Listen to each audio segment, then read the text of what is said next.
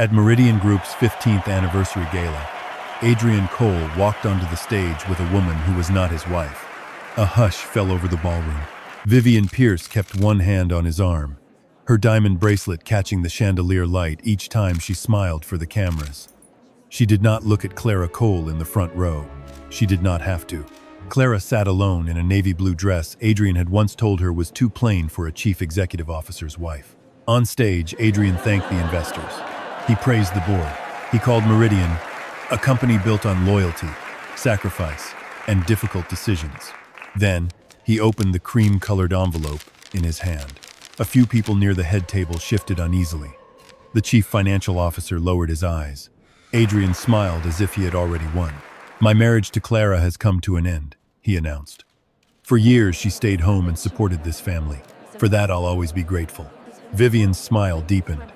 Adrian's mother exhaled softly, as if the announcement had finally removed something unpleasant from the room. Then Adrian stepped down from the stage and placed the divorce papers in front of Clara. The cameras turned. The ballroom waited for tears. Clara only picked up the pen. She signed each page slowly, her hand steady enough to make the silence feel louder. When she finished, Adrian reached for the papers. But Clara did not let go. Instead, she removed a small silver key from her clutch and placed it on top of his signature. Adrian's smile faltered. Clara stood at last.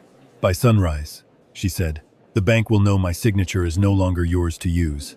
That was when Vivian stopped smiling. For a few seconds, the ballroom stayed frozen. The string quartet near the staircase missed a note. A waiter stopped with a tray of champagne in his hands. Even the cameras seemed to hesitate, as if no one knew whether Clara's words were a threat, a warning, or the beginning of something worse. Adrian looked down at the silver key. "What is that supposed to mean?" he asked. Clara did not answer.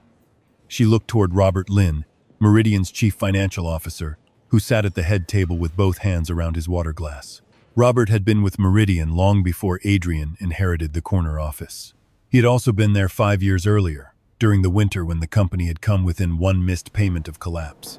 Robert was not looking at Adrian. He was looking at the key. That was the first crack in Adrian's confidence. Vivian noticed it too. "Clara," Vivian said softly, "this is not the place for another scene." Clara turned to her. "There was already a scene," she said. "I only signed the papers." A murmur moved through the room. Adrian's jaw tightened. He had planned this night with precision. Public enough that Clara would not fight. Elegant enough that no one would call it cruel. Final enough that Vivian could step into his life without whispers following her. But Clara had done the one thing he had not expected. She had made everyone wonder what she knew. Lydia Cole rose from her chair near the stage. "Clara," Adrian's mother said, "do not embarrass yourself." Clara picked up her clutch. "You are right," she said. "I stayed too long in a room where people were comfortable embarrassing me." Then she walked toward the exit. The photographers followed her with their lenses. Guests stepped aside. Clara gave them nothing. No tears. No shaking hands. No last look back. At the ballroom doors, Martin Reyes, the old head of security, opened the way for her. For years, he had watched Clara arrive quietly at company events. Tonight, when she passed him, he bowed his head. "Mrs. Cole," he said. Clara paused. "Not for much longer," she replied. Then she disappeared into the corridor. Behind her, the gala tried to breathe again. Conversations returned in careful fragments, but the celebration had lost its center. Adrian stood beside the table with the divorce papers in one hand and the key in the other. Vivian moved close. "She is trying to scare you," she whispered. "That is all." Adrian wanted to believe her. Then he looked toward Robert. The old chief financial officer was already standing. He did not come to the stage. He only gave Adrian a heavy look, then slipped through a side door with his phone pressed to his ear. 20 minutes later, Adrian and Vivian entered the private elevator to the executive floor. They did not attend the after-party. In Adrian's office, Vivian poured sparkling water from the bar. "You should not let Clara ruin tonight," she said. Adrian dropped the signed papers on his desk. "She cannot ruin Meridian with one sentence." "No," Vivian said. "But she can make people nervous, and nervous people ask questions." "About what?" Vivian did not answer right away. That silence should have warned him. Instead, she came behind his chair and placed her hands on his shoulders. "About old agreements, about your father, about anything she can twist." At the mention of Samuel Cole, Adrian's face hardened. His father had built Meridian from a regional logistics firm into a national supply chain empire. He had also died with too many secrets locked away. "My father left me Meridian," Adrian said. Vivian leaned closer. "And you saved it. For years." That sentence had been enough. Then the desk phone rang. Not Adrian's mobile phone. Yes. Not the board line. The emergency treasury line. Adrian answered. Robert's voice came through, low and stripped of ceremony. I need you to leave "Adrian, immediately. we have a problem." It's not safe. "How large?" "The Zurich facility has moved from amber There's to no red." time. Adrian sat down slowly. "That review is not due until the end of the quarter." "It moved automatically," Robert said. "At midnight Zurich time." "Why?" "Because the guarantor status changed." Adrian looked at the documents are divorce clear. papers. "That is a personal matter." "No," Robert And the said. key to the "Not according to the estate? covenant rider." Adrian's voice dropped. "What covenant rider?" "The one attached to the rescue facility from 5 years ago." Vivian's hand went still on his shoulder. Robert continued carefully. "The $80 million revolving credit line was not approved on Meridian's balance sheet alone. It was approved under strategic oversight terms. Those terms included Clara Bennett Cole." Adrian stared at the papers. "Clara has nothing to do with Meridian's credit line." Robert was silent for a moment. "She has more to do with it than you were ever willing to read." Vivian crossed her arms. "This is absurd. A spouse cannot hold a company hostage." Robert heard her. "Is Miss Pierce there?" Adrian looked at Vivian.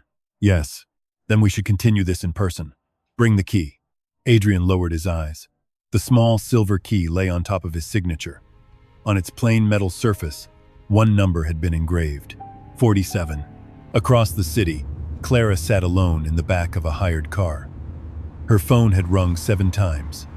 3 calls from Adrian, 2 from Robert, 1 from Lydia, 1 from a lawyer she did not know. She answered none of them. In her open clutch, there was no lipstick, no jewelry, and no emergency check. Only a folded copy of the divorce papers, and a yellowed card bearing Samuel Cole's handwriting.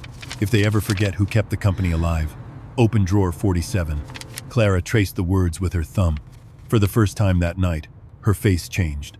Not into grief, not into anger, into the calm expression of a woman who had finally decided how much truth she was willing to tell. The car turned toward the old Meridian archives, and high above the city, Adrian Cole began to understand that the woman he had just discarded had not walked out of his life empty-handed. She had walked out with the one thing his company could not survive without. Robert Lynn was waiting outside the executive conference room when Adrian arrived. His gala jacket was gone. His bow tie hung loose. On the table, his phone showed a red treasury alert that kept pulsing like a wound. Adrian entered with the silver key in his fist. Vivian followed him in. Robert looked at her. "This should be restricted," he said. Vivian smiled. "I handle Adrian's confidential calls every day." Robert did not return the smile. He turned the phone toward Adrian. "Covenant status breached." Beneath those words was the Zurich facility. $80 million. Revolving credit. Strategic review triggered. Adrian sat down. "This is a system error." "It is not," Robert said. "The review triggered at midnight Zurich time. Clara's guarantor status changed when the divorce papers were signed. A divorce is personal, not under this agreement." Robert opened a leather folder and slid out an old term sheet. The paper carried the stamp of Zurich Atlantic Bank and the date from 5 years earlier.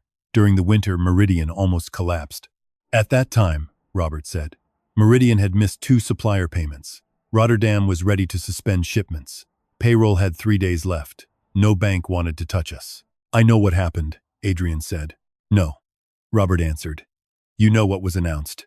He pushed 1 page across the table.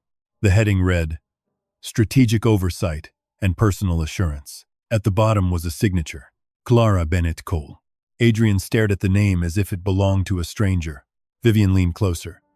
"That could be ceremonial." Robert shook his head. "Zurich approved the facility because Clara Bennett Cole agreed to remain an outside restructuring advisor. Her personal assurance and review rights were written into the covenant rider." Adrian's face hardened. "She was my wife. She was also the person Zurich trusted." The room went still. Then Adrian placed the key on the table. "What does this open?" Robert's eyes moved to the number engraved on it. "Drawer 47, your father's private archive." Vivian's expression changed for only a second. Adrian noticed, but Robert was already standing. They took the back corridor behind the boardroom, past the executive elevators, and went down a narrow staircase.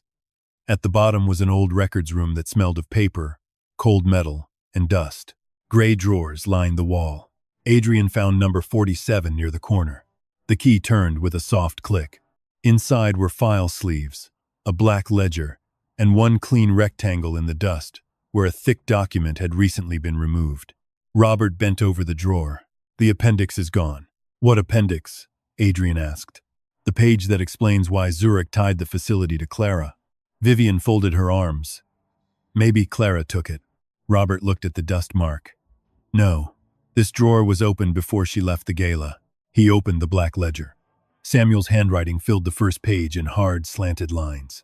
If the appendix is missing, check the copy trail before trusting anyone in this building. Adrian felt the sentence settle behind his ribs. Even dead, his father sounded disappointed. Robert crossed to an old access log printer beside the door and entered a code. The machine clicked and printed a narrow strip of paper. Robert tore it off. 11:46 tonight, he said. Executive access. Private archive room. Adrian took the strip. The user label read, Temporary executive credential. Vivian spoke quickly. That could be anyone. Robert's voice stayed flat. Temporary executive credentials are issued through the executive office. Adrian looked at Vivian. She did not look away. Before he could speak, his phone vibrated. A message from Zurich Atlantic appeared on the screen. Formal review call requested. 9 in the morning New York time. Guarantor verification required. Adrian read it twice. For the first time that night, he understood that Clara had not thrown a final insult at him. She had named the crack under the building. Across town, Clara arrived at a low-brick archive annex near the river. Samuel Cole had bought it years before Meridian moved into its glass tower. Almost no one used it now, except for dead contracts and retired shipment records. The night guard recognized her. Ms. Cole, he said. Clara is fine. She signed in and went to the basement. Behind a loose wall panel near the fire hose cabinet, she found the second key Samuel had hidden for her 5 years ago. His voice came back to her as she opened the storage room. If my son ever forgets that a company survives because of people, not pride, you come here. On the top shelf sat a banker's box, marked only with a blue dot. Clara pulled it down. Inside were copies of the same rescue papers Robert had shown Adrian, but Clara's copies were complete. She found the missing appendix beneath a sealed cover sheet. Appendix B, Continuity of Oversight. Her name appeared on the first line. Clara Bennett Cole must remain available as strategic advisor for any material amendment, ownership transfer, or guarantor status change. Below that was a handwritten margin note from Zurich's relationship manager. Maintain only with Bennett oversight. Cole leadership unstable without her review. Clara closed her eyes. That sentence had never been written to shame Adrian. It had been written because the bank had seen what pride could do to a desperate company. Her phone rang again. This time, it was Robert. She answered. Someone opened drawer 47 before us, he said. I know. Robert went quiet. Clara turned another page. Samuel had circled a printer access code in red ink. Executive office. Emergency copy log. Robert, Clara said. Check who printed from the rescue file before the gala. You think this started before the divorce? Clara looked at the sealed appendix in her hand. No, she said. I think the divorce was the last step. Back in the private archive, Adrian stood beside the open drawer. The red alert still glowed on his phone. The missing space in the dust looked cleaner than everything around it. Vivian watched from the doorway. For years, Adrian had believed Meridian survived because he had been brave enough to lead. Now, for the first time, he wondered if the story had always been missing the woman he had just thrown away. By 6 in the morning, Meridian's crisis room was full. No one called it a crisis room in public. On board calendars, it was listed as Conference Room 12.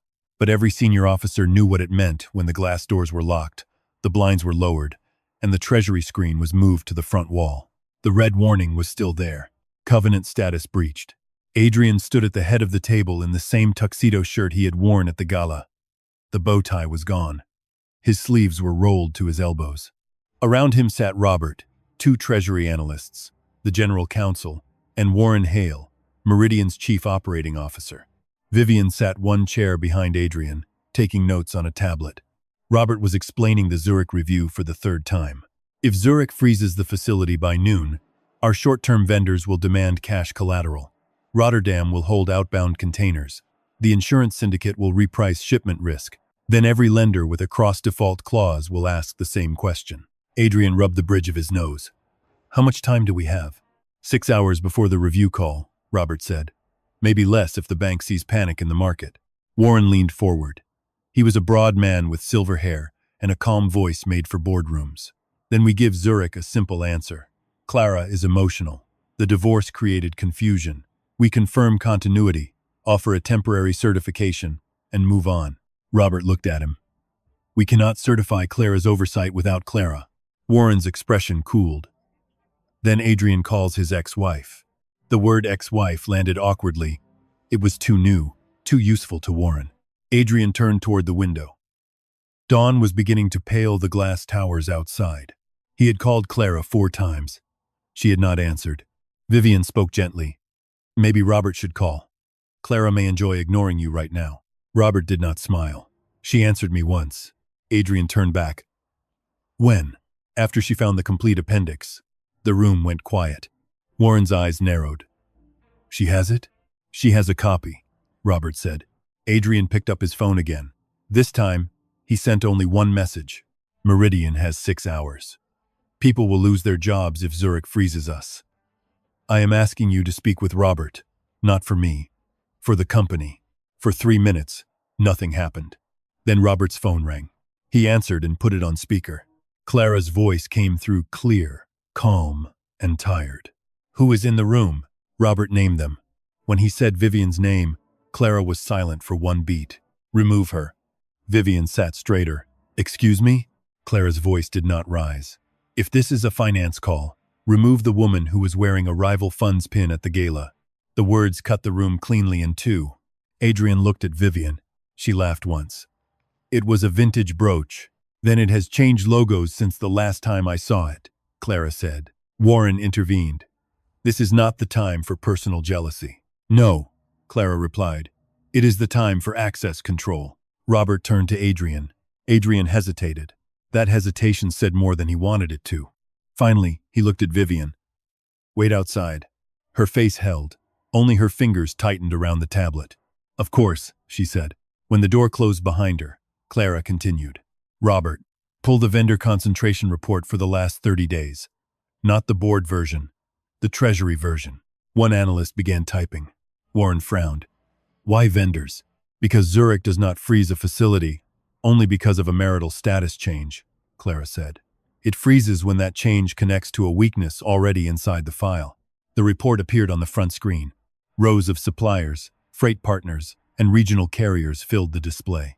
Clara asked for Rotterdam outbound exposure, then bonded warehouse timing, then cash collateral projections if Zurich paused the line.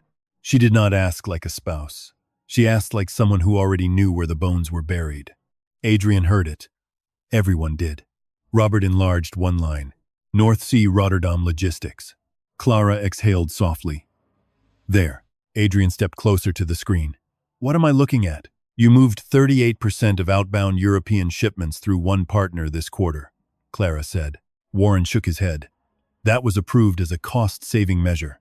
It was approved because someone removed the stress note from the board packet, Clara replied. If North Sea suspends service, Zurich will treat it as operational concentration risk.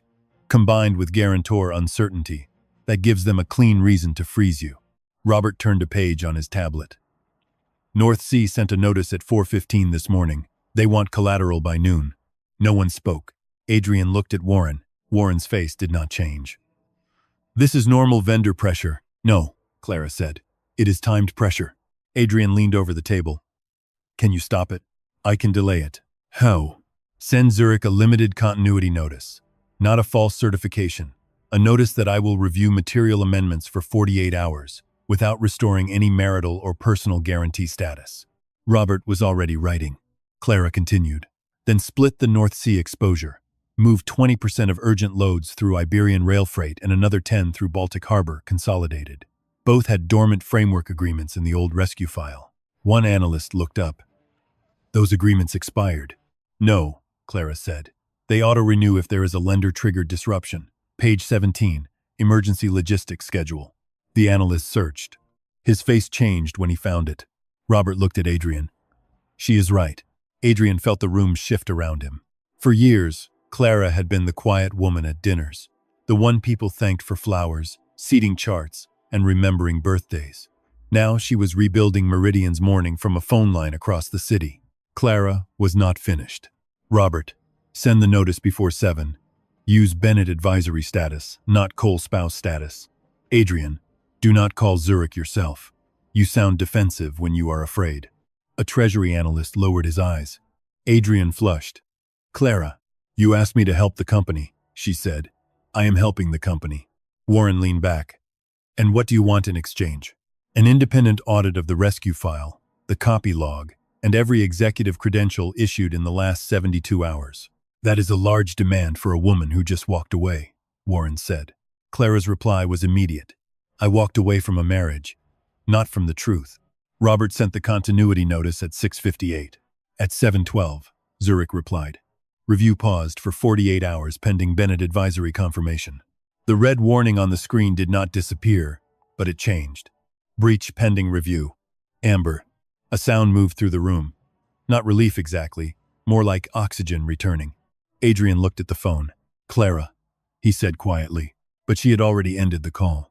Outside the conference room, Vivian stood near the frosted glass with her tablet held against her chest. She had not heard everything, but she had heard enough. Bennett advisory status. Independent audit. Executive credentials. She walked to the elevator without waiting for Adrian. As the doors closed, she opened a secure message thread under a name that did not appear in Meridian's directory. She typed one line. Clara still has access to the old rescue structure. The response came less than 10 seconds later. Then remove her credibility before she reaches the board. Clara did not go home after the call. She stayed in the basement archive, seated at a narrow metal table beneath a light that hummed softly above her head. The sealed appendix lay open in front of her. Beside it were old bank memos, shipping maps, payroll schedules, and a photograph Samuel Cole had once placed inside the rescue file. In the photograph, Adrian stood in the lobby of Meridian's old headquarters, smiling beside his father as reporters crowded around them. He looked younger then, tired, proud, and terrified beneath the expensive suit. Clara was not in the picture. She remembered that day clearly. 5 years earlier, Meridian had been dying behind polished glass. Supplier calls went unanswered. Warehouse managers whispered about layoffs. Payroll had been delayed twice, though the public never knew. Adrian had inherited his father's title too early and his father's enemies too late. Samuel Cole came to Clara at 3 in the morning. Not to Adrian. To Clara.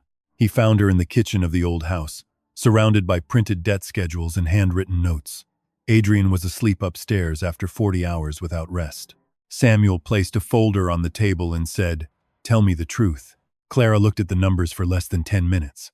Then she said the words no one on the board had been willing to say. Meridian does not have a cash problem. It has a trust problem. Samuel sat down slowly. Clara had not always been the quiet wife in the front row. Before she married Adrian, she had been Clara Bennett, a restructuring analyst at Marlowe Finch, one of the few people young enough to be ignored and sharp enough to be feared. She had handled distressed freight networks, broken supplier chains, and companies whose leaders still believed pride could pay invoices. She knew what panic looked like on a balance sheet. She also knew what banks listened for when they no longer trusted a chief executive officer. Not confidence, control. That night, she built a rescue map across the kitchen table. She separated critical vendors from replaceable ones. She marked which shipment routes had legal penalty clauses. She found an old warehouse insurance rebate no one had claimed. She showed Samuel how Meridian could survive 90 days if the bank believed someone outside the Cole family was watching every material change. By sunrise, Samuel was silent. "You can do this?" he asked. Clara looked toward the stairs, where Adrian was sleeping. "I can try." Zurich Atlantic did not agree easily. Their first answer was no. Their second answer was also no. On the third call, Clara used her maiden name, Clara Bennett. That was the name they knew. That was the name attached to 3 restructuring wins in 2 years. That was the name a Zurich relationship manager still remembered from a textile company she had saved without firing a single floor worker. The bank asked for personal assurance. Clara gave it. The bank asked for oversight rights. Clara accepted them. The bank asked why Adrian Cole was not leading the call. Clara said, "Because right now, his job is to keep the company standing in front of the world. Mine is to keep it standing underneath." Samuel had looked at her then, with something close to grief. "You understand what happens if this works," he said. "They will clap for him." Clara looked at the closed door upstairs. "Then let them clap." 2 days later, Adrian stood before reporters and announced that Meridian had secured emergency liquidity. The board applauded. Investors returned. Samuel squeezed Clara's hand in a hallway where no camera could see them.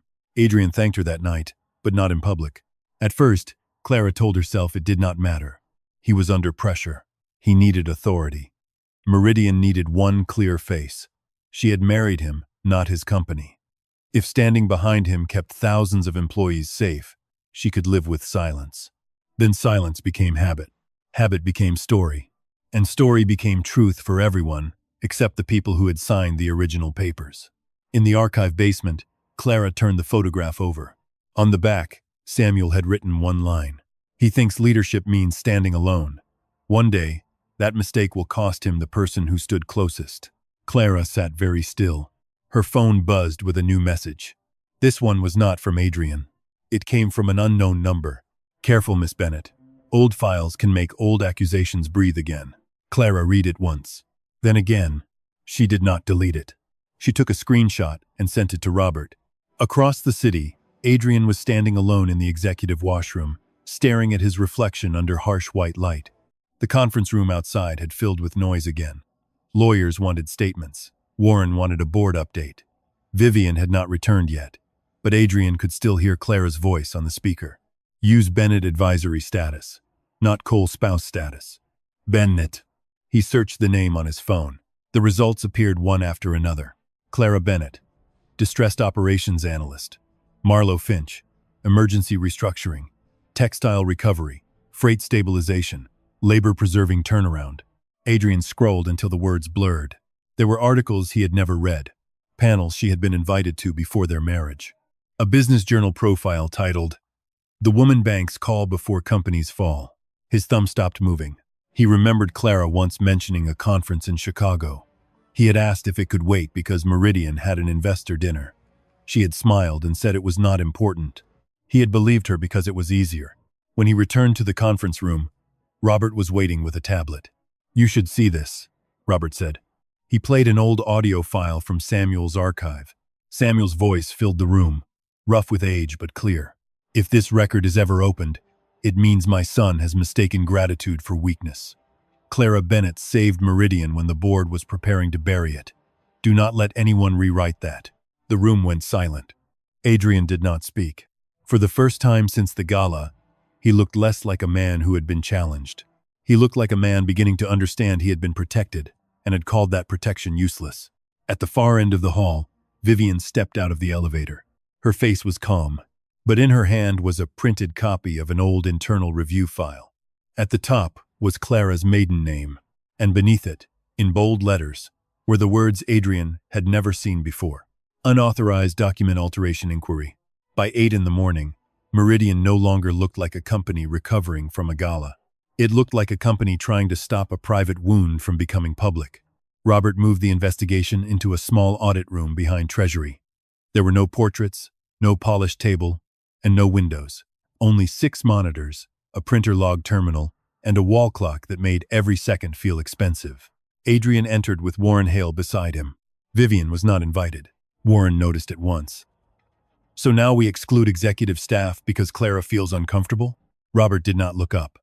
"We exclude anyone whose credentials may be part of the review." Before Warren could answer, the door opened. Clara stepped in. For the first time since the gala, Adrian saw her in daylight. She wore a gray coat, no jewelry except her wedding ring, and carried a plain folder under one arm. She did not look broken. She looked prepared. Adrian stood. "Clara." She did not sit near him. "Show me the copy log," she said. An analyst brought up the executive print server. Most entries were ordinary. Board packets, legal drafts, investor notes. Then one line appeared in blue. Emergency archive copy. Rescue file. Appendix B. 11:38 in the evening. Clara leaned closer. That was before drawer 47 was opened. Robert nodded. 8 minutes before. Adrian looked at the user trail. Temporary executive credential. Routed through executive office. Print release station. Floor 41. Warren folded his hands. Temporary access is common. Consultants use it. Outside counsel uses it. Clara opened her folder. Then there should be a sponsor. The analyst typed again. A second field appeared. Sponsor field blank. Robert's face tightened. That should be impossible. No, Clara said. It means someone used a manual override. Warren smiled faintly. You have been away from Meridian for years. You cannot diagnose every system. Clara looked at him. I designed that exception protocol after the rescue, because Samuel feared someone would use temporary access to rewrite old obligations. Adrian stared at her. Another part of the company he thought he understood had just moved into her hands. Clara pointed to the monitor. Pull the release camera. Warren spoke quickly. Security footage requires legal approval. I am legal approval for files attached to the Zurich writer, Clara said. Robert nodded to the analyst. The footage appeared in grainy black and white. Floor 41. Printing station. 11:39 in the evening. A person in a dark coat entered the frame, face hidden by the angle. The person released a thick document, collected the pages, and left in less than 20 seconds. Adrian leaned in. Can we identify them? Not from this angle, the analyst said. But we can track the elevator. The elevator log appeared. The same credential moved from floor 41 to floor 39, then to the executive dining level, then down to the private garage. Clara stopped at floor 39. What is on 39? Robert answered. Strategic operations. Warren's department. Warren did not blink. That floor has 50 people, he said. Clara placed another page on the table. How many of them received payments from Northbridge Advisory? For the first time, Warren's calm expression shifted. Only slightly, but Adrian saw it. Robert picked up the page. Where did you get this? Samuel kept early rescue expense records, Clara said. Northbridge appeared twice during the crisis, then vanished. Last night, the name appeared again in accounts payable. The analyst searched the system. Northbridge Advisory appeared on the screen. 3 invoices, all marked strategic market assessment, all approved in the last month. Adrian read the amounts. Why am I paying a firm I have never heard of? Warren's voice stayed even. Not every operating expense reaches your desk. This one should, Clara said. Northbridge is registered to a mailbox in Delaware. Its forwarding contact is tied to the fund that tried to buy Meridian's debt 5 years ago. Robert looked at Warren. Did you know this? Warren's eyes cooled. Distressed funds circle weak companies. That is not a crime. No, Clara said. Creating weakness first is. Adrian's phone rang. Vivian. He looked at the screen, then declined the call. A message arrived, seconds later. Do not let her turn them against me. Clara saw Adrian's face change, but she did not ask about the message. Robert, she said. Search deleted calendar invites for Vivian Pierce. Use Northbridge, Zurich, and the initials AM. The analyst glanced at Adrian. Adrian nodded. 3 deleted entries appeared. Private dinner. AM, Northbridge. Courier pickup. Zurich documents. Follow-up. WH. Robert opened the last entry. The location was the executive dining level, the same floor visited by the temporary credential after the print release. Adrian looked at Warren. Tell me WH is not you. Warren adjusted his cuffs. Metadata can be misleading. Clara replied. So can a wife. Metadata leaves better records. Before anyone could answer, the audit room phone rang. Robert put it on speaker. A treasury analyst spoke fast. North Sea Rotterdam advanced the collateral deadline. They want confirmation in 40 minutes or they suspend outbound containers. Warren stood. Then this investigation waits. Operations first. Clara looked at the invoices, the deleted entries, and the temporary credential trail. No, she said. This is operations. Adrian turned to her. Clara's voice stayed steady. Someone used your divorce to shake Zurich. Used North Sea to tighten the clock. Used a temporary credential to steal the appendix. And used deleted meetings to hide who benefits if Meridian looks desperate. The room fell silent. Then Clara looked at Warren. Meridian is not in crisis because I signed divorce papers. It is in crisis because someone needed Adrian alone, panicked, and ready to sell whatever solution appeared first. Warren's jaw tightened. That is a dangerous accusation. No, Clara said. It is a useful question. At the far end of the hall, Vivian stood inside a locked office. Adrian had declined her call. That had not happened before. On her tablet, she opened the old internal review file. Unauthorized document alteration inquiry. Clara Bennett. She attached one cropped page to Warren. If they want credibility, give them her past. The reply came back almost immediately. Send it to Lydia first. Vivian smiled. This time, it was not the gala smile. It was smaller, sharper, and much more honest. The first attack did not come from Warren. It came from Lydia Cole. At 9 in the morning, while Meridian's treasury team fought to keep containers moving through Rotterdam, Lydia sent a message to every member of the private family board thread. Clara is using the divorce to pressure Adrian. Do not engage with her without counsel present. Attached beneath the message was a single cropped page. Unauthorized document alteration inquiry. Clara Bennett. No conclusion, no date range, no witness summary. Only the title, Clara's maiden name, and enough empty space for suspicion to grow. Within 30 minutes, the page had reached 2 board members, one outside counsel, and a retired director who still enjoyed calling journalists when he felt important. By 10, the language had changed. Clara was not helping Meridian. She was leveraging Meridian. She was not asking for an audit.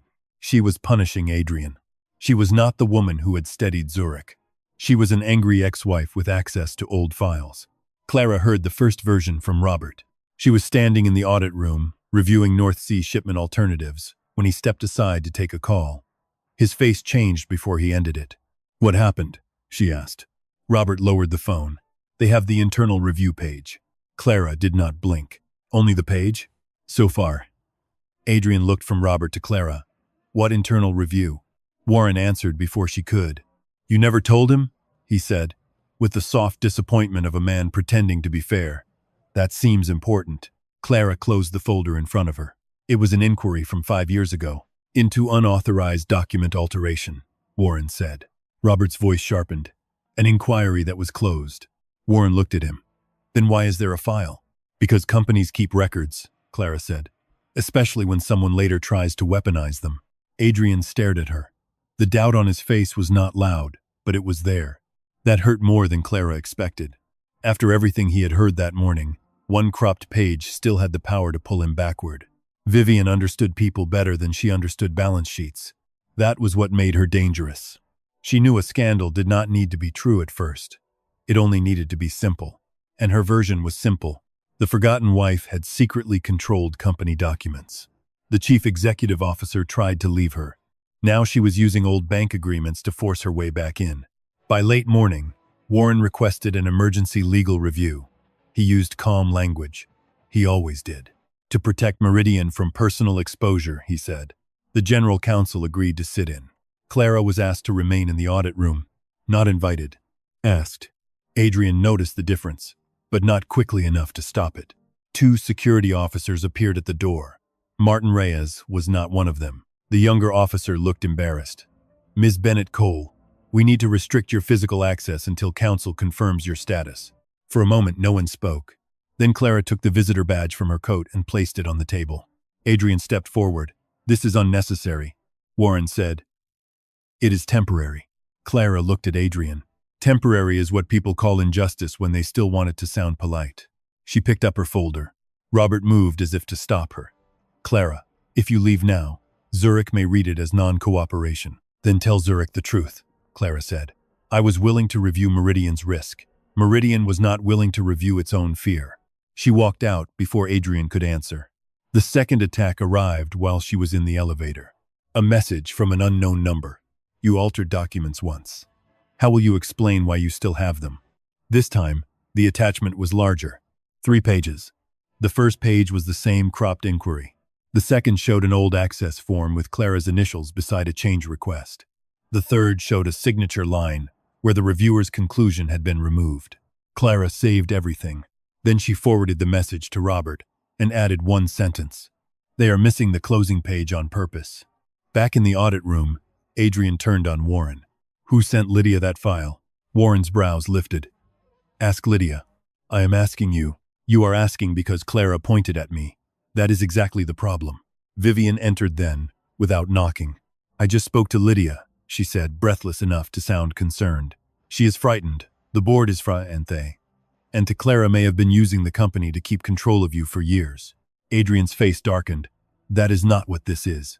"Then prove it," Vivian said softly. "Ask her to produce the full file." Robert looked up. "She already said the closing page is missing." Vivian turned to him. "Convenient." The room tightened. Robert stood. "Do not mistake manners for permission, Miss Pierce." Vivian's eyes flashed, then softened when she looked at Adrian. "I am trying to protect you." Clara had once said the same thing. But Clara had said it while building a rescue map across a kitchen table. Vivian said it while holding a cropped accusation. Adrian heard the difference. Not enough to act, but enough to hesitate. Warren used the pause. "We need a board-facing statement before noon." Adrian should say Meridian is reviewing whether Clara Bennett Cole's prior role was properly authorized. Neutral language. No accusation. Robert's mouth tightened. "That statement will destroy her credibility." "It will protect the company." "No," Robert said. "It will protect the people who need her discredited." Adrian looked at the red folders on the table. Appendix B, Northbridge. Deleted invites. Temporary credentials. Then he looked at the internal review page on Vivian's tablet. 2 stories sat in front of him. One was complicated and full of records. The other was simple and easy to fear. Outside Meridian Tower, Clara stepped onto the sidewalk. Reporters had already gathered near the front doors. Someone had leaked enough for them to know her name. "Mrs. Cole, are you threatening Meridian? Did you alter company documents?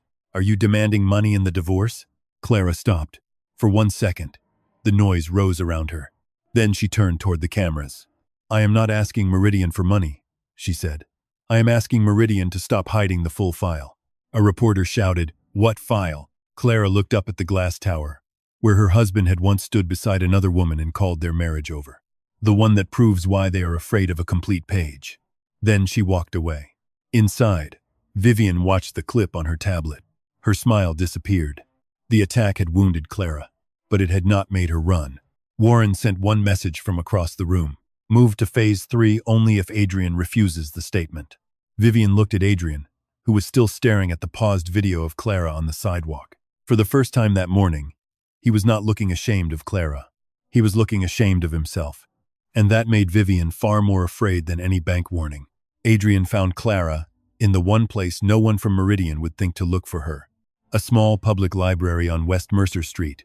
She sat at a corner table near the windows, with the full rescue file spread in neat stacks before her. Outside, reporters still waited near Meridian Tower.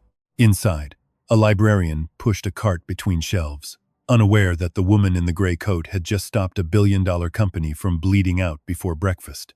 Adrian paused near the entrance. For 12 years he had seen Clara in rooms built for him. His house, his galas, his company events, his family dinners. Now, he was seeing her in a public space, under ordinary light, with no one there to make him important. She did not look up when he approached. "Robert told you where I was," she said. "He said you would only speak if Vivian was not present." "Robert listens." The words landed harder than they should have. Adrian sat across from her. For a moment, neither of them spoke. Then he placed a folder on the table. "This is a temporary continuity agreement," he said. 48 hours. Zurich gets comfort. North Sea stays open. Meridian calms down. Clara looked at the folder but did not touch it. "What else?" Adrian hesitated. Clara opened it herself. Inside was a settlement offer, a non-disclosure clause, and a public statement drafted in careful language. Clara Bennett Cole has agreed to assist Meridian Group during a transitional review. All matters related to prior advisory work remain private. She closed the folder. "No." Adrian leaned forward. "Read it before you decide." "I read enough. This protects everyone." "No," Clara said. "It protects the version of everyone you can still sell." His face tightened. "There are employees depending on this company." "I know. That is why I answered Robert's call." "Then help me stabilize it." "I already did. For 48 hours. That is not enough. It was never meant to be enough. It was meant to stop the bleeding long enough for you to stop lying." The librarian glanced over at them. Adrian lowered his voice. "I am not lying." Clara looked at him then. "Adrian, last night you stood in front of cameras and thanked me for staying home." He looked away. She continued quietly. You did not say I helped restructure Meridian. You did not say I signed the advisory rider. You did not say your father came to me when the board was preparing to bury you. I did not know all of it. No. But you knew enough.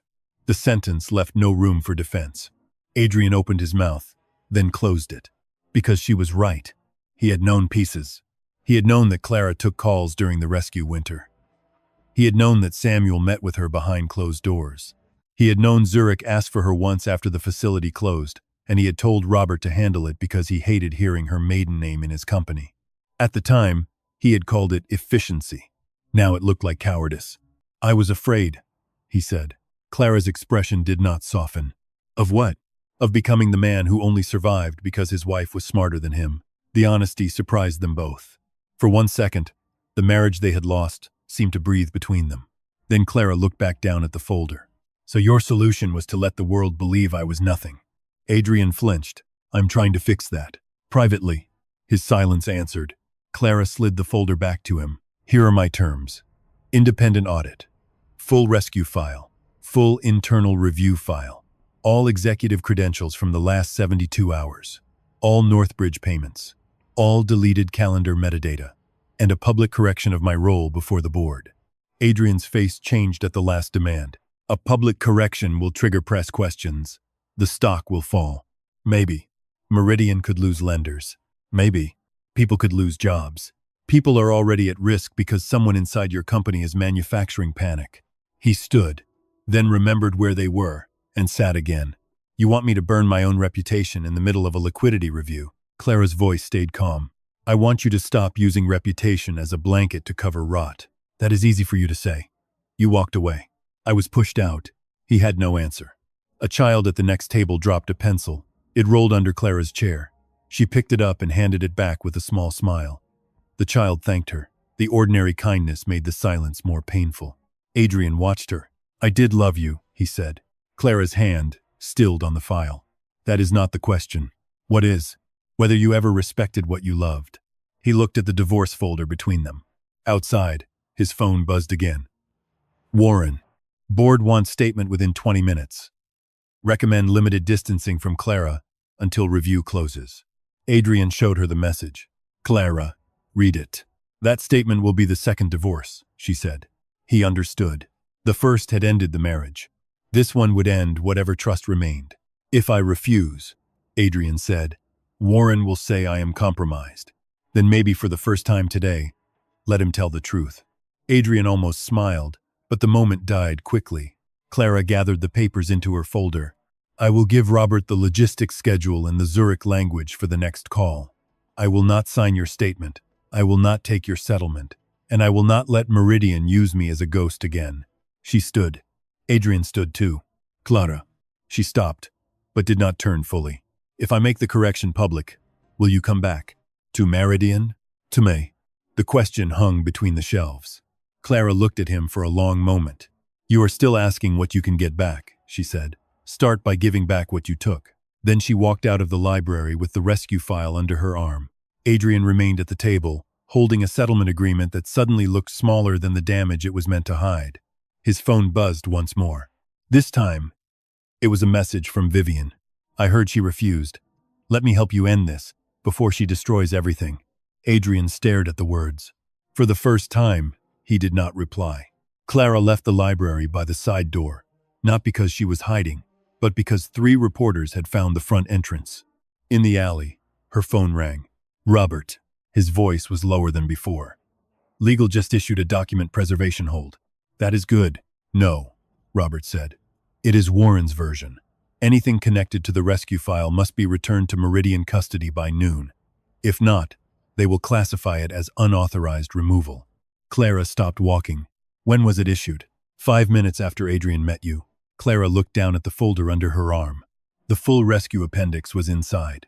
So was the closing page of the old internal review. The page Vivian had not leaked. The page that cleared her. Robert, Clara said, check whether the archive annex received the same notice. I already did. Their system shows a purge request for duplicate storage. A city bus groaned past the alley mouth. Clara closed her eyes. A purge request did not always mean deletion. Sometimes it meant transfer. Sometimes it meant scanning. Sometimes it meant destruction wrapped in policy language. But Samuel had taught her to fear polite words in dangerous rooms. Who signed it? She asked. Strategic Operations. Warren's department. Clara looked toward the river, where the old annex stood beyond 6 blocks of morning traffic. I am going back there. Clara, if you remove anything now, they will use it against you. They are already using half pages against me, she said. I am going to protect the whole ones. The annex guard looked nervous when Clara arrived. Ms. Cole, I just got a notice. No outside removal. I am not outside, Clara said. Not for these files. She signed the access sheet with her maiden name, Clara Bennett. In the basement, the banker's box was still on the metal table, but the sealed cover sheet had been moved. Only an inch. Enough. Clara opened the box and checked the order. Appendix B was still there. The closing page of the internal review was still there. So was an old black USB drive Samuel had taped under the cardboard lip of the box. She had missed it the first time. A small note was taped to the drive. For the day they confuse evidence with betrayal. Clara swallowed hard. Then she did the one thing she knew would look terrible on camera. She took the USB, Appendix B, the closing page, and the copy of Samuel's note. She placed them into a legal envelope, sealed it, signed across the flap, and wrote one name on the front. Mara Elisam, independent counsel. Not Robert, not Adrian, not Meridian. Someone outside the tower. She left the annex at 11:22. By 11:30, the clip was on Warren's screen. By 11:40, it was on Adrian's. The image was silent and simple. Clara leaving the archive annex with a sealed envelope under her arm. Vivian stood beside Adrian when he watched it. She said she wanted an audit, Vivian said. Now she is taking company property. Adrian did not answer. Warren entered with general counsel 2 minutes later. We have a problem, Warren said. Adrian looked at him. You keep saying that right after one appears. Warren ignored the edge in his voice and placed a printed statement on the desk. Clara Bennett Cole removed restricted Meridian documents after being notified of a preservation hold. The company is reviewing potential misuse of confidential materials. Adrian read the first line. No. Warren's expression stayed controlled. If we do not distance the company from her now, Zurich may assume we have lost control of the file. Robert stepped into the office behind them. Or Zurich may assume we are destroying the only complete file. Vivian turned. That is a serious accusation. Robert looked at her. So is yours. Adrian picked up his phone and called Clara. This time, she answered. Tell me you did not take documents from the annex, he said. I took copies of documents someone was preparing to erase. Clara, you asked me for the truth. The truth needs custody. Then bring them here. No. The word was quiet, but it landed like a door locking. Adrian lowered his voice. If you refuse, Warren will say you are stealing from Meridian. Warren can say whatever helps him sleep. This is not a joke. I know. That is why I sealed the file for independent counsel. Vivian leaned toward the phone. How convenient. Clara heard her. Vivian, the next time you crop an accusation, make sure the person you are accusing does not still have the closing page. Vivian went still. Adrian looked at her. What closing page? He asked. No one answered fast enough. Clara did. The internal review. The one your mother received. The one that says I altered a document. Adrian's voice changed. Did you? Yes. The room froze. Clara continued before anyone could breathe. I corrected a payment schedule after Samuel discovered Warren's team had submitted an outdated vendor list to Zurich. If it had gone through, 200 warehouse workers would have been cut from the rescue plan. I changed the schedule, reported it, and the inquiry cleared me because the alteration prevented false submission. Robert closed his eyes. He remembered now. Adrian did not. That made it worse. Vivian recovered first. So you admit you changed company documents? I admit I stopped a false one from being sent to a bank. Warren's voice hardened. Without authorization, Clara replied. With Samuel Cole's written authorization. It is on the closing page. Adrian turned toward Warren. Warren did not move. But his silence had weight. Clara spoke again. The file is going to Mara Ellison. She will hold it under independent chain of custody. If Meridian wants it, Meridian can request it through the audit, not through the people trying to bury it. Adrian gripped the phone. For a moment, Clara heard his breathing, and nothing else. Then he said, You should have trusted me. The sentence was so wrong that Clara almost laughed. Instead, her voice became very soft. I did. For 12 years. She ended the call. In Adrian's office, no one spoke. On his desk lay Warren's statement, ready to turn Clara into a thief. On his phone was the call log from the woman he had asked to trust him one more time. And in the doorway stood Vivian, pale now, because one missing closing page had just become a living threat. Warren picked up the statement. We still need to send this. Adrian looked at him. For the first time, Warren did not see panic in Adrian's eyes. He saw suspicion. Not yet, Adrian said. Across town, Clara handed the sealed envelope to Mara Ellison, a silver-haired attorney who had never feared a boardroom in her life. Mara checked the signature across the flap. Do you understand what they will say you did? Clara looked back toward the skyline, where Meridian Tower cut into the clouds. Yes, she said. They will call this theft. Clara held Samuel's note in her hand. Then we will make them explain why the thief protected the evidence better than the company did. By 1:10 in the afternoon, Meridian's board was called into emergency session. No one used the word trial, but the room felt like one. Adrian sat at the head of the long table. Robert sat to his right, with 3 folders stacked in front of him. Warren sat across from them, calm and prepared. Vivian sat 2 seats away, dressed in pale cream, as if innocence had a color, and she had chosen it carefully. On the screen behind Warren was a timeline. Clara signs divorce papers. Zurich facility triggers review. Clara removes restricted documents. Clara refuses company custody. Warren did not raise his voice. That made it worse. We are not here to discuss marital disappointment, he said. We are here because a former spouse with undisclosed control over old credit terms has removed confidential files during a liquidity review. Robert leaned forward. She preserved documents after a purge request. Warren turned to him. A purge request that has been mischaracterized. Vivian opened a folder and slid 1 page to Adrian. It was an email. At first it looked ordinary. Clara's name. An old date from the rescue winter. A message to Samuel Cole. If the appendix ever becomes useful, I can make Adrian do what we need. Adrian read the sentence twice. His throat tightened. Robert took the page from him. His eyes narrowed at once. This is a printout, Robert said. Vivian replied softly. The original was recovered from archive backup, then show the header. Warren placed another document on the table. We will, after outside counsel verifies it. For now, the concern is material. Adrian looked at Vivian. She met his eyes, wounded and steady. I did not want to believe it either, she said. Before Adrian could answer, the conference phone rang. General counsel connected the call. A man's voice came through. This is Paul Drayton, former compliance associate at Meridian. Robert went still. Warren nodded toward the speaker. Mr. Drayton reviewed the rescue documents 5 years ago. Paul's voice trembled just enough to sound reluctant. Clara Bennett was aggressive with document changes. She wanted pages replaced before the bank saw them. I raised concerns. Robert stood. That is not what happened. Warren's eyes stayed on Adrian. Let him speak.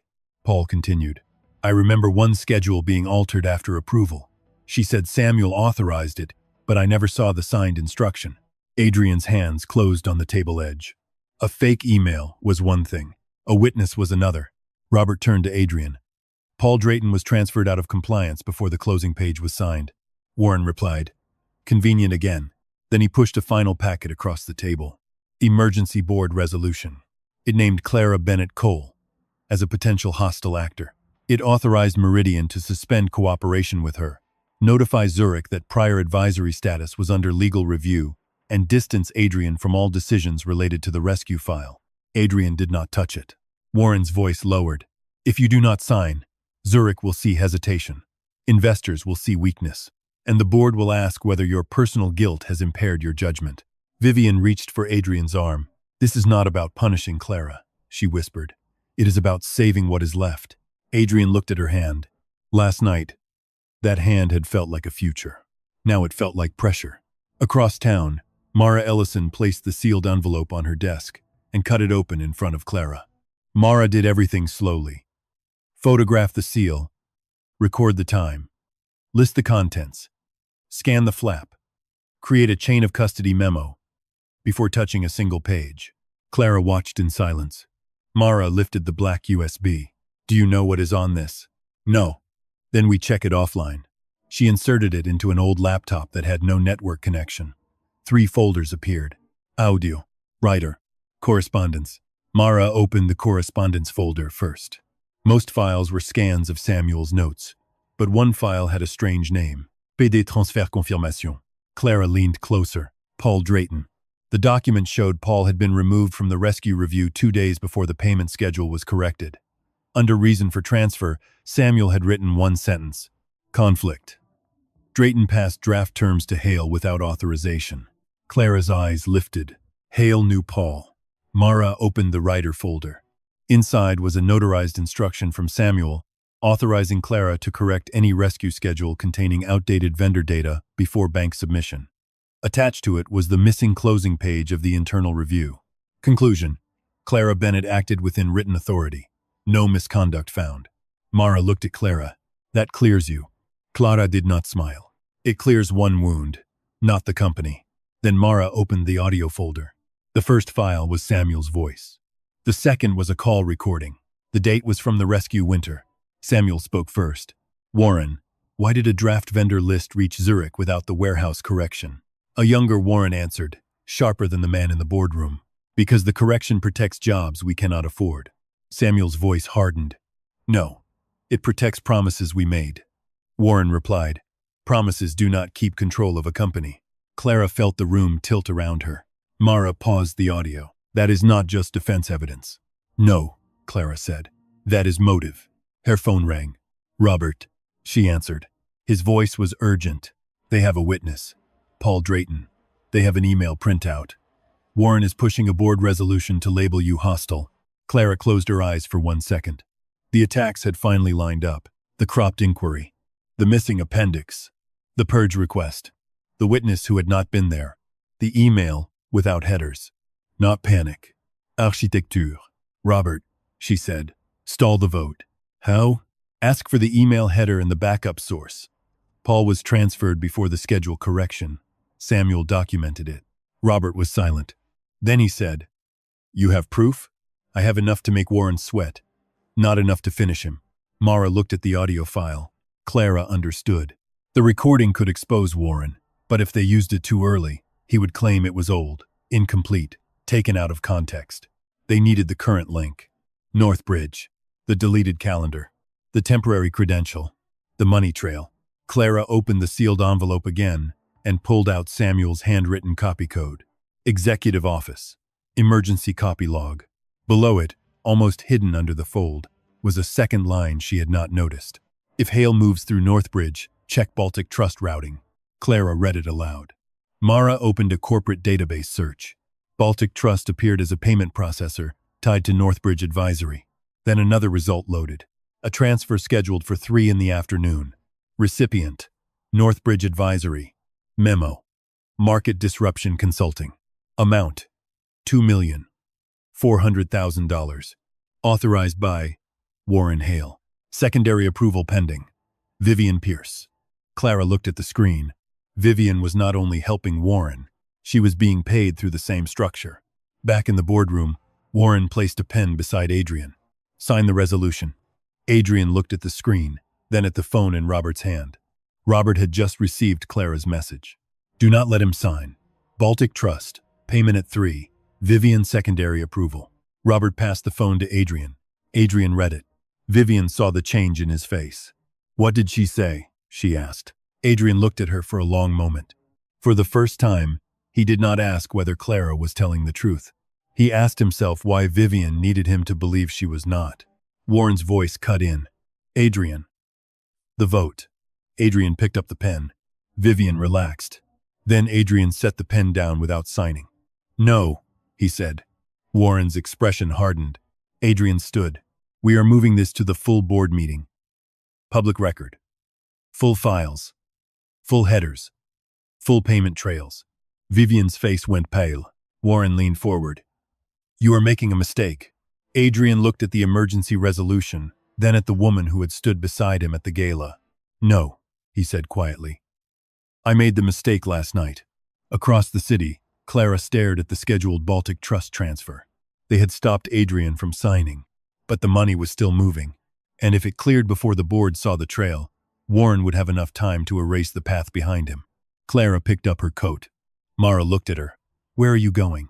"To stop the payment before they turn panic into proof." By 2:30, Mara had filed an emergency notice with Baltic Trust, freezing the transfer long enough for the board to see where the money was going. At 2:40 in the afternoon, Meridian's full board assembled in the main conference hall. This was not the treasury room with lowered blinds and frightened analysts. This was the room used for investor briefings and acquisition votes. Glass walls, black walnut table, Meridian's logo shining above the city. Reporters waited in the lobby below. Zurich Atlantic joined through a secure video line. Clara sat beside Mara Ellison, who placed a sealed evidence packet and a chain of custody memo on the table. Robert sat on Clara's other side. Adrian sat at the head of the room, but for the first time that day, he did not look like the person controlling it. Warren Hale did. He arrived with 2 attorneys, a prepared statement, and the same calm face he had worn all morning. Vivian entered last. She did not sit beside Adrian. She sat near Warren. It was a small choice. Everyone noticed. Warren began before anyone could question him. Meridian is facing a governance crisis caused by a former spouse who used private divorce papers to trigger lender uncertainty, remove restricted files, and influence company decisions. Mara opened her folder. "Then let the record show the complete files," she said, "not cropped pages."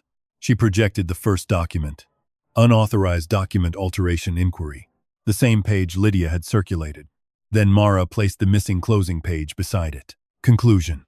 Clara Bennett acted within written authority. No misconduct found. The room went silent. Robert spoke next. 5 years ago, a vendor schedule submitted for bank review contained outdated data. If accepted, 200 warehouse employees would have been cut from the Rescue Protection Plan. Clara corrected the schedule under Samuel Cole's written authority. Mara projected the notarized instruction. Samuel's signature appeared at the bottom. Then the notary seal. Then the date. The Zurich representative adjusted his glasses. "We recognize that writer," he said. Warren's attorneys leaned toward each other. Mara moved to the next file. "This is the email used earlier to accuse Clara." The screen showed the printout Vivian had given Adrian. "If the appendix ever becomes useful, I can make Adrian do what we need." Then Mara displayed the recovered header data. The sender path did not belong to Clara.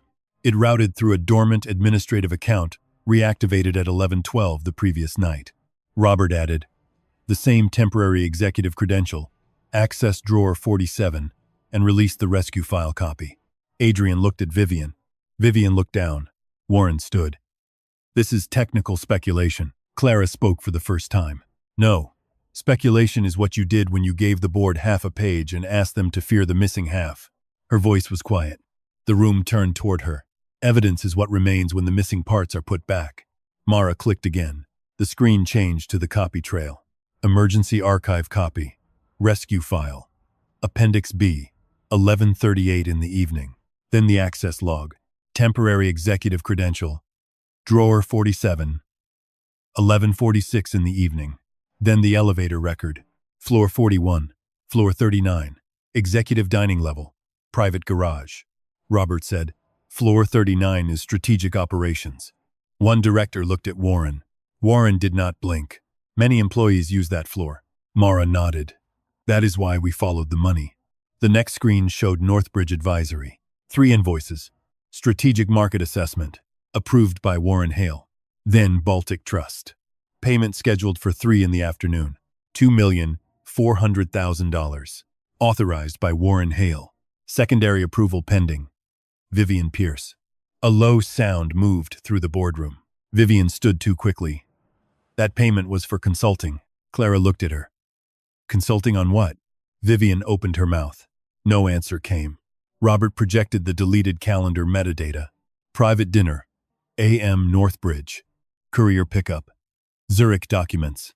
Follow-up. WH. Warren's attorney touched his sleeve, but Warren shook him off. "This still does not change the fact that Clara removed company files." Mara lifted the sealed packet. Clara transferred complete copies to independent custody after a purge request was issued from Strategic Operations. She projected the purge request. Duplicate storage removal. Rescue Archive Annex.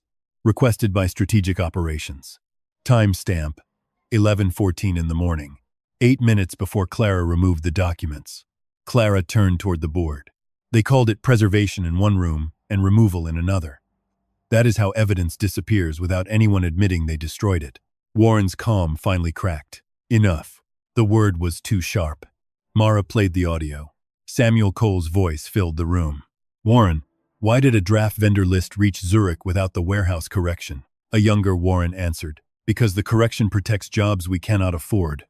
Samuel's voice hardened. No. It protects promises we made. Warren's recorded voice replied. Promises do not keep control of a company. The audio ended. No one moved. Zurich's representative spoke first. Based on these documents, our concern is not Clara Bennett Cole's advisory status. Our concern is internal manipulation of covenant materials. Warren turned to Adrian. You are letting them rewrite this in her favor. Adrian looked at him, then at Vivian, then at Clara. For years, he had chosen the story that made him look strongest. Now the strongest thing left was the truth. Adrian stood. No, he said. I'm going to stop rewriting it in mine. He faced the board. 5 years ago, Meridian survived because Clara Bennett Cole saw what I did not. My father knew it. Zurich knew enough to trust her. Robert knew part of it. And I knew enough to be afraid of what it meant. Clara's hands stilled on the table. Adrian continued. Last night, I thanked her for staying home. That was not gratitude. That was erasure. I let this company treat her silence as proof that she had done nothing. I let my pride become corporate history. Vivian whispered. Adrian. He did not look at her. Meridian will correct the rescue record. The full file will enter the board archive. Warren Hale is suspended pending investigation. Vivian Pierce is removed from executive access, pending review of the Baltic Trust payment and deleted calendar metadata. Warren's chair scraped back. You do not have the votes. Robert opened a folder. We do now. One by one, directors looked at the closing page, the payment trail, the false email header, the purge request, and Samuel's instruction. The oldest director raised his hand. For suspension and full disclosure. Another followed. Then another. Vivian sat down slowly. Warren remained standing until the final vote was recorded. He did not confess. He only looked at Clara with controlled hatred. You have no idea what you have done. Clara met his eyes. I put back the pages you removed. Security entered quietly. Martin Reyes led them. He stopped beside Clara first. Miss Bennett Cole, he said. Do you want us to remove them? The question carried the weight of the whole day. Last night, the room had waited for Clara to cry. Now the board waited for her answer. Clara looked at Warren, then at Vivian. No, she said. Let them walk out under their own names. The record can do the rest. Warren left first. Vivian followed. At the door, she turned toward Adrian, as if expecting him to stop her. He did not. When the doors closed, Clara did not look like a wife waiting for an apology. She looked like a woman whose name had finally returned to the room it had saved. 3 weeks after the board vote, Meridian corrected the record. It did not happen at a gala. Clara had refused that. No chandeliers. No cameras waiting for tears. No stage where someone else could turn her name into another performance. Instead, it happened in the same main conference hall where Warren and Vivian had been exposed. The directors sat quietly. Zurich Atlantic joined through video. Robert Lynn stood beside a small table with the complete rescue file, now restored, indexed, and stamped into the permanent board archive. Adrian stood at the front of the room. This time, he stood alone. No Vivian beside him. No prepared smile. No cream-colored envelope in his hand. Only a single page. The public correction. He read it without looking away. Meridian Group formally recognizes Clara Bennett Cole as the outside restructuring advisor whose work, personal assurance, and strategic oversight were essential to the rescue facility that preserved the company 5 years ago. The words moved through the room like something long trapped finally being allowed to breathe. Adrian continued. The previous omission of her role was not an administrative oversight. It was a failure of leadership. His voice tightened on the last word. Clara sat at the far end of the table, not beside him. She wore the same navy blue dress from the gala. Not because she had forgotten the insult, because she wanted everyone to understand that nothing about the dress had changed. Only the room had. Adrian lowered the page. Then he turned toward her. Clara, I am sorry for what I let this company take from your name. I am sorry for what I took from your life. No one clapped. Clara had asked for that too. She did not want applause to cover responsibility. She only nodded once. It was not forgiveness. It was acknowledgement. After the meeting, Robert led Clara down to the private archive. Drawer 47 had been repaired, cleaned, and relabeled. The brass number still shone on the front, but the drawer was no longer hidden behind old storage cabinets. Inside were the complete Zurich rider, Appendix B, the closing page of the internal review, Samuel's instruction, and the chain of custody memo from Mara Ellison. Beside them rested the small silver key. Clara picked it up and held it in her palm. For years, the key had felt like a burden, a thing Samuel had given her because he knew his son might one day confuse silence with emptiness. Now it felt different. Robert watched her. "Do you want to keep it?" Clara looked at the drawer. "No," she said. A company should not depend on one woman hiding proof in her purse. She placed the key inside a clear archive case. Under it, Robert had added a small plaque. Drawer 47. Rescue Winter File. Access requires independent oversight. Clara read it.